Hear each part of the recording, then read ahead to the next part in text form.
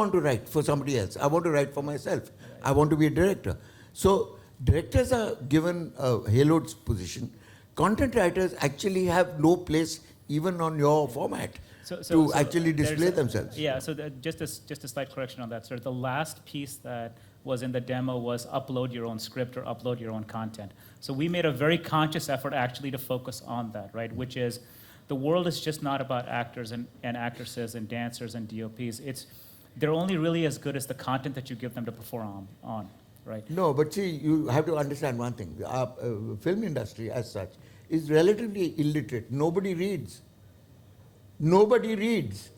So you have to actually narrate a script. So when you say upload your script, it's going to go into the bin. When you turn around and say narrate your script, that's a different format altogether. I think, Pranad, lots has changed. I think you're still, like Karan says, you're talking about the 80s and the 90s. No, Things but have nobody changed reads, even now. I don't know, at least for the films I do Everybody as a composer. says, give me a narration. It's not true. I think it's there's this very small percentage now that doesn't read. I mean, at least from my knowledge, from my experience, as of now, a lot of people read. Even film composers who normally, like, situation kya hai, bata do, aur hum log gana karenge. Even they've been given scripts and one reads this. I mean, at least I do. No, among the film fraternity, the music fraternity, they've definitely learned how to write music Sunday. And they're not sort of taking it off the top of the head or lifting it from somewhere else, which used to be the practice. Right. So I find that there's a difference there. There are people who read, but I don't think even now in the mainstream film industry, writing is the best way to get through to anybody. They all want a narration. Yeah. So I think we're going to do our best we can to actually make that come alive on the platform, and I think that's great feedback, sir. You should have a little section where you can just upload a narration. I think I'm just going to have an artificial. I'm going to have an artificial intelligence thing that can actually read the script that you put up there. That's pretty good. Verbally. Also, just a suggestion. I mean, just please. On a soft note, that if there is some way you can send a friend request internally. Within TN. That's interesting. So I can be friends with a singer. I can be friends with a composer within TN. Yes, sure. It's a cool way to just interact. Yeah, no, Salim, that builds the fraternity. You've actually talked about the next evolution of our product. Yeah, this kind of build builds. A network. This sort of builds. So when people see pictures and they can, even though I'm a composer, I'd like to see a picture of a singer. Right. I mean, apart from just working, or a picture of the actor and sort of be friends with. Bounce off ideas. Yeah, so it's nice. You just create a community within TN. No, and that's the holy grail for us, Salim. Is the idea, the ethos of this is not just around discovery of talent and content creation and eventual casting, but it's really creating a network of like-minded people, as we say often, to be able to interface within themselves. And the next evolutions that you'll see of our platform in the next 6 to 9 to 12 months is actually going to give you exactly that. And I think, particularly for your industry, that interaction continuously of the global genre of music that's out there is very critical. Is very critical. So questions? Where are the mics here? Yeah.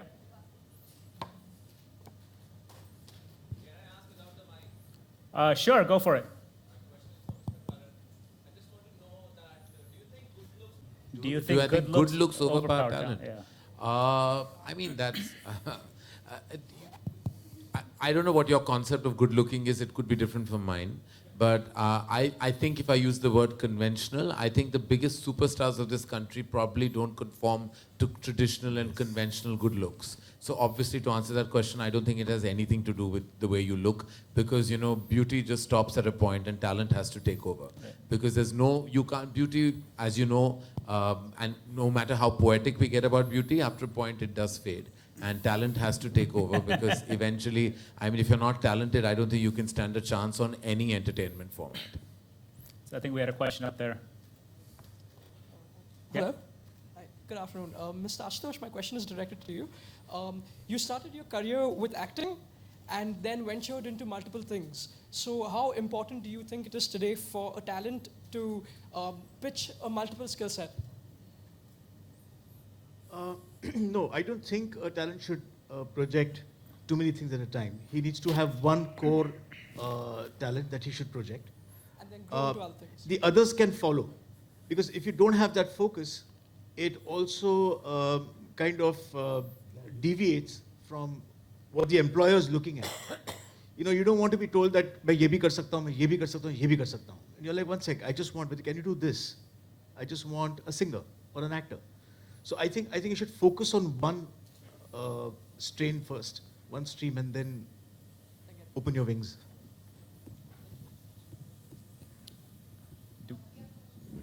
Okay, we have one over here on the right side. Is this working? Yep. Because considering that, we have so many multis and, we find talent today where we least expect it. I know this is one such place where we hope that we find people, who we don't generally reach to. In terms of question, my question is to KJ and to Ashu sir and people who have production houses and who have empaneled casting directors with them already. My question is that we as freelance casting directors, if today spot a talent through this portal or something, how can we blur the lines in terms of reaching to your casting directors or, sending them directly to a Dharma or an AGBPL? I mean, my worry could be a very micro worry at a very small level, but for a talent, for an actor who's genuinely a very good talent, it might be at a very macro level, So I just wanted to ask, like, as a casting director sitting in Andheri in one of those, MADA or an Aram Nagar office, how is it possible for me, through this portal, to take those talents to your casting directors or to your production houses directly? Will those lines blur, or is it, again, going to be a channel in the process?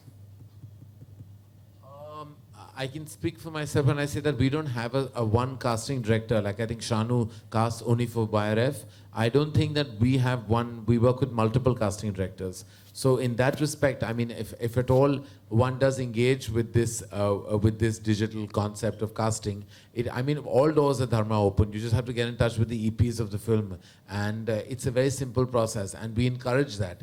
At Dharma, I think we kind of keep an open, democratic forum in any kind of vertical of the film, and we're not bound to one casting director for any film. We worked with about 6 of them in the last 2 years, so it's an open forum for us. Yeah, I think ditto that. Even we have worked with now 2 casting directors. Actually, that's a question more for the casting director fraternity. Because there is a lot of insecurity that creeps in that when I want, suppose, a particular kind of actor and the casting director is not able to give it to me, he or she feels not very happy about the fact that not being able to deliver. But actually, that's not the case.